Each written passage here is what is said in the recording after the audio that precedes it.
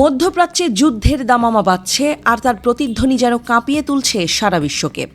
এক অপ্রত্যাশিত সংঘাতের কেন্দ্রে দাঁড়িয়ে ইরান ও ইসরায়েল। আকাশ আজ বোমার বিষাদ গাইছে আর মাটি রঞ্জিত হচ্ছে নিরপরাধ মানুষের রক্তে। এ যেন সভ্যতার এক নতুন পরীক্ষা, যেখানে শান্তির পায়রা দিকভ্রান্ত।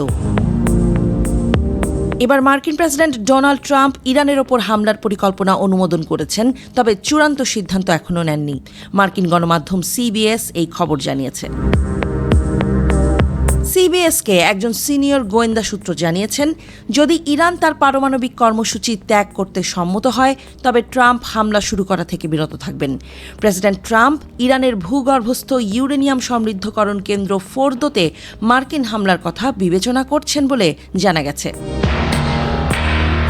গতকাল বুধবার ইরানের সর্বোচ্চ নেতা আয়াতুল্লাহ আলী খামেনি ট্রাম্পের নিঃশর্ত আত্মসমর্পণের দাবি প্রত্যাখ্যান করেছেন। ট্রাম্প এর আগে বলেছিলেন যে তার ধৈর্য ফুরিয়ে গেছে।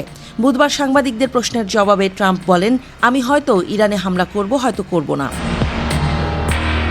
এদিকে খামেনি তার রেকর্ড করা ভাষণে ট্রাম্পকে তিরস্কার করে বলেছেন, যে কোনো মার্কিন সামরিক হস্তক্ষেপের চড়া মূল্য দিতে হবে এবং ইরানি জাতি আত্মসমর্পণ করবে না। ট্রাম্প অবশ্য এই প্রত্যাখ্যানকে পাত্তা না দিয়ে বলেছেন, শুভকামনা। তিনি আবারও তার পরিকল্পনা প্রকাশ করতে অস্বীকার করে বলেন, কেউ জানে না আমি কি করব।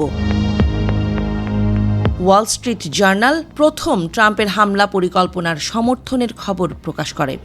এই উত্তেজনার মধ্যেই ইসরায়েল ইরানের উপর আরও হামলা চালিয়েছে, ক্ষেপণাস্ত্র সাইট এবং পারমাণবিক স্থাপনাগুলোতে আঘাত এনেছে। ইরান জানিয়েছে তারা প্রতিক্রিয়ায় হাইপারসনিক ক্ষেপণাস্ত্র নিক্ষেপ করেছে। ইসরায়েলে কোনো গুরুতর ক্ষতির খবর পাওয়া যায়নি। জাতিসংঘে ইরানের মিশন এক্স ট্রাম্পকে উপহাস করে পোস্ট করেছে, ইরান চাপের মুখে আলোচনা করে না, চাপের মুখে শান্তি গ্রহণ করে না এবং অবশ্যই প্রাসঙ্গিকতা আঁকড়ে থাকা একজন অতীত যুদ্ধবাজের সাথে নয়। ইরানি মিশন আরও বলেছে, কোনো ইরানি কর্মকর্তা হোয়াইট হাউসের দরবারে কাকুতি মিনতি করতে যায়নি। তার মিথ্যাচারের চেয়েও জঘন্য হল ইরানের সর্বোচ্চ নেতাকে শেষ করার কাপুরুষোচিত হুমকি।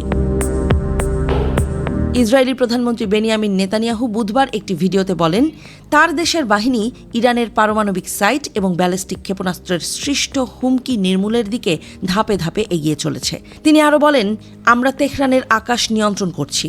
আমরা আয়াতুল্লাদের শাসনের ওপর প্রচণ্ড শক্তি নিয়ে আঘাত হানছি। আমরা পারমাণবিক সাইট, ক্ষেপণাস্ত্র, সদর দপ্তর, শাসনের প্রতীকগুলোতে আঘাত করছি। ট্রাম্পের প্রতিরক্ষা মন্ত্রী পিট হেগসেথ সিনেট কমিটিকে জানিয়েছেন যে পেন্টাগন ট্রাম্পের যে কোনো আদেশ কার্যকর করতে প্রস্তুত। মধ্যপ্রাচ্যে আমেরিকান বাহিনীর সংখ্যা বৃদ্ধির মধ্যে তার এই মন্তব্য এসেছে। ইউএসএস নিমিৎজ বিমানবাহী রণতরীর নেতৃত্বে একটি ক্যারিয়ার স্ট্রাইক গ্রুপ দক্ষিণ পূর্ব এশিয়া থেকে উপসাগরে থাকা ইউএসএস কার্ল ভিনসনের নেতৃত্বে আরেকটি স্ট্রাইক গ্রুপে যোগ দিতে যাচ্ছে। জ্বালানি ট্যাঙ্কার সহ বিভিন্ন বিমানও ইউরোপ থেকে মধ্যপ্রাচ্যে উড়ে আসছে বলে ফ্লাইট ট্র্যাকারে দেখা গেছে। F-22 ও F-35 স্ট্রাইক বিমানও মধ্যপ্রাচ্যের দিকে যাচ্ছে। বিবিসি জানতে পেরেছে, যুক্তরাষ্ট্র এখনও যুক্তরাজ্যের দিয়েগো গার্সিয়া বা সাইপ্রাসে অবস্থিত সামরিক ঘাঁটিগুলো ইরানে আক্রমণ করার জন্য ব্যবহারের আনুষ্ঠানিক অনুরোধ জানায়নি। সাধারণত যুক্তরাষ্ট্র তার মিত্রকে অবহিত করে যদি তারা এই ঘাঁটিগুলি থেকে আক্রমণাত্মক অভিযান পরিচালনা করতে চায়। একটি ব্রিটিশ সূত্র জানিয়েছে, ওয়াশিংটনের সব বিকল্প বিবেচনাধীন রয়েছে বলে মনে করা হচ্ছে, তবে আমেরিকার উদ্দেশ্য সম্পর্কে সম্পূর্ণ ধারণা নেই। জেরুজালেমের মার্কিন দূতাবাস বুধবার ইসরায়েলে থাকা আমেরিকান নাগরিকদের জন্য একটি উদ্ধার পরিকল্পনা জারি করেছে। কতজন আমেরিকান ইসরায়েল ছাড়তে চাইছেন বা মার্কিন সামরিক বাহিনী উদ্ধারকারী ফ্লাইটে সহায়তা করবে কিনা তা পরিষ্কার নয়।